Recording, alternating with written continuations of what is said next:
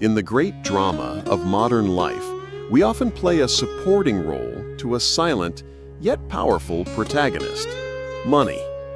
We use it to buy, sell, and trade, to define our status and to measure our success. It seems to be nothing more than a simple tool, a cold, rational medium of exchange. But what if this view is too simple? What if money is not just a thing, but a living, breathing social force that shapes our souls, our relationships, and the very fabric of our cities? History has given us a man who saw this with a unique eye. A sociologist who was as much a philosopher as a scientist. A thinker who chose to explore the grand, abstract questions of modernity through the mundane and the everyday. He found meaning in the fleeting interactions of city life and in the cold, hard logic of a coin. Join us as we step into a new way of thinking with Georg Simmel to discuss his masterpiece, The Philosophy of Money, and the hidden social life of a banknote. Born in Berlin in 1858, Georg Simmel was a brilliant but often misunderstood intellectual who lived and worked in the shadow of giants like Max Weber and Emil Durkheim. Despite his immense popularity as a lecturer, he faced decades of academic prejudice, largely due to his Jewish background. He was a thinker of astounding breadth, writing on everything from the sociology of fashion to the philosophy of art.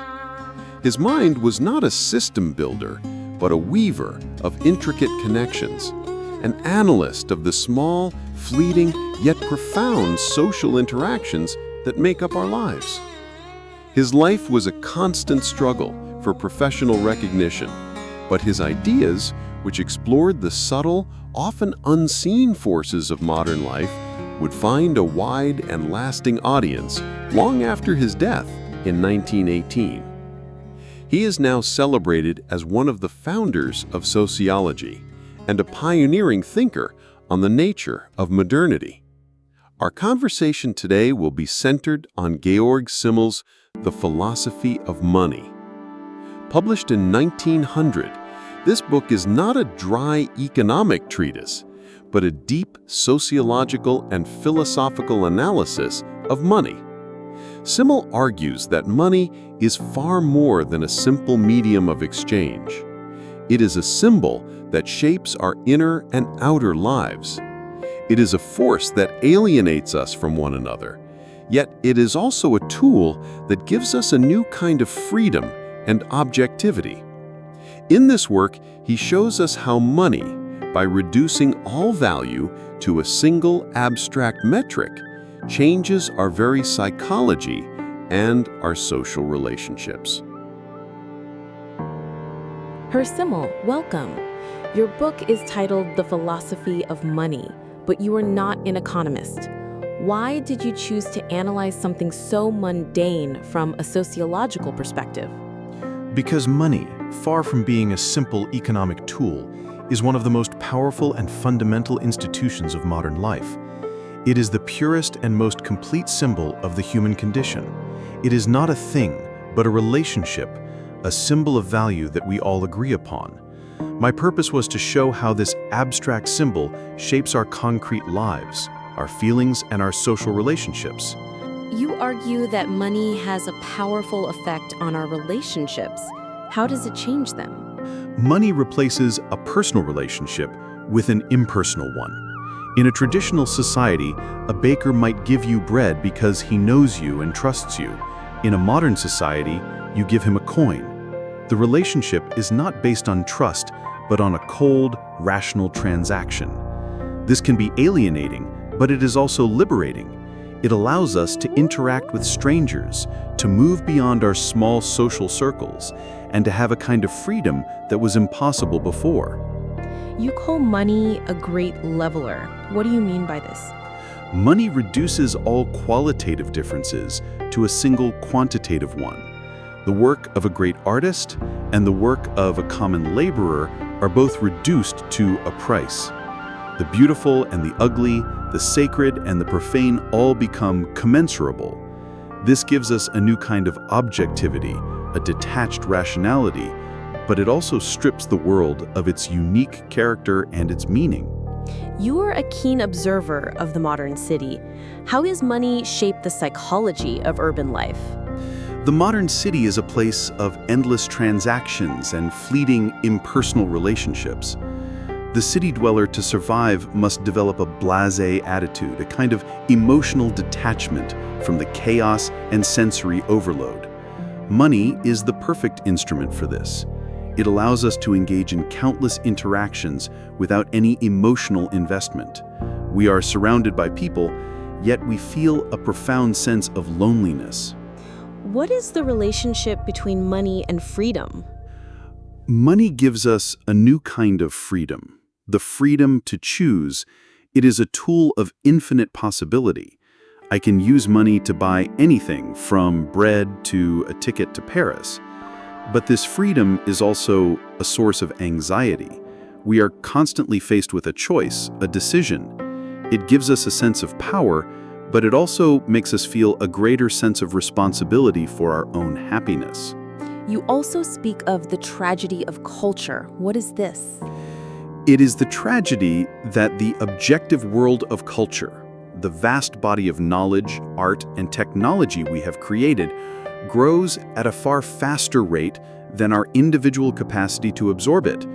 We are surrounded by more books, more music, more ideas than we could ever possibly consume. We are drowning in a sea of our own creation. You argue that money creates a more calculating personality. How so? By its very nature, money forces us to think in terms of means and ends, of costs and benefits. We become more rational, more detached, and more calculating in our approach to life.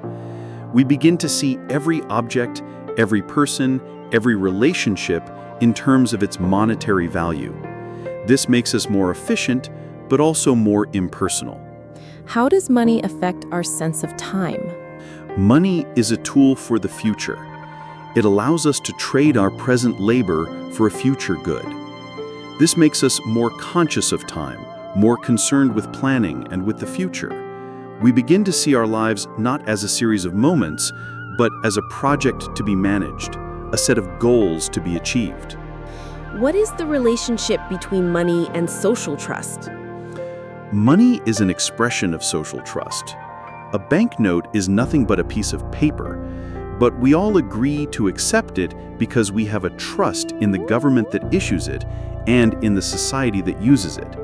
The greater the trust, the more powerful the money. However, this trust is not in a person, but in a system, which can be fragile. You also wrote about the aesthetics of money. What did you mean by this?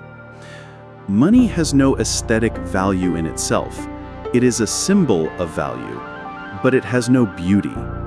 In a modern society, we tend to mistake wealth for beauty, and we begin to see the world not for its intrinsic value, but for its price. This can lead to a world that is aesthetically impoverished, even if it is incredibly wealthy. How does money create a new kind of individualism? Money, by freeing us from a personal relationship with the people we trade with, allows for a greater degree of individual freedom. We are no longer bound by the traditions and the social expectations of a small community. We are free to be an individual, a stranger, a person who can move between different social circles. And this can be a great source of freedom, but it can also be a great source of loneliness. You also wrote about the role of exchange in society. What is the significance of this? Exchange is a fundamental social act. It is the most elementary form of social interaction. We do not just exchange goods, we exchange ideas, feelings, and values.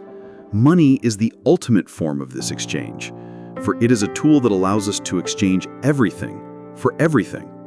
It is the glue that holds a modern society together. You were a critic of the rise of bureaucracy. What is the relationship between bureaucracy and money? Bureaucracy is the perfect expression of the logic of money. It is an impersonal, rational system that is based on rules, not on relationships. It is a system that treats all people as a number, a statistic. Money is the tool that makes this possible. It allows the bureaucrat to be a detached, impersonal manager of a vast system. What is your message to the modern world, which is still struggling with the role of money in their lives? I would say, understand the paradox. Money is a tool of immense power, but it is also a source of great anxiety. It gives you freedom, but it also alienates you. It is not an evil in itself, it is simply a force, and it is up to you to understand its nature. Do not let it define you. Use it, but do not become its servant. And remember that the most valuable things in life are often the ones that cannot be bought or sold. In our time, we see the rise of cryptocurrencies and digital finance, which seem to be a new form of money. How would your philosophy apply to this? I would say that it is a new and even more abstract form of money. It is a pure symbol, a number that is not even attached to a physical object. This new form of money could, in theory, create an even greater sense of freedom and objectivity. But it also has the potential to create new forms of anxiety and alienation. The key question for this new form of money is what kind of trust it is based on. Is it a trust in a system, a trust in an algorithm, or a trust in a community? The answer will determine what kind of society you create. If you were alive today, how would your ideas on social interaction and the blasé attitude apply to the way people interact on social media? I would say that social media is the ultimate expression of the blasé attitude. It is a world of constant sensory overload, where a person is exposed to millions of interactions without any real emotional investment. You are able to interact with a multitude of people, but you are not truly connected to any of them. It creates a kind of superficiality, a world of fleeting and impersonal relationships. Your friends are not friends in the true sense, but simply a number on a screen. This is a new form of loneliness, a loneliness that is created by a constant, yet ultimately meaningless connection. Closing reflections and summary. And so our time with Georg Simmel concludes. His philosophy of money is a profound and beautiful work of sociological insight. He shows us that money, the most abstract of all our tools, is also the most human. It is a symbol that reflects our deepest desires, our greatest fears, and the very fabric of our relationships. Simmel's legacy is a powerful and subtle one. He reminds us that the most important questions are often found in the most mundane places. He encourages us to look at the world not as a collection of isolated facts, but as a web of interconnected relationships. Thank you for joining us, and until our next dialogue, remember that the value of a thing is in the eye of the beholder, and the value of a person is in their soul.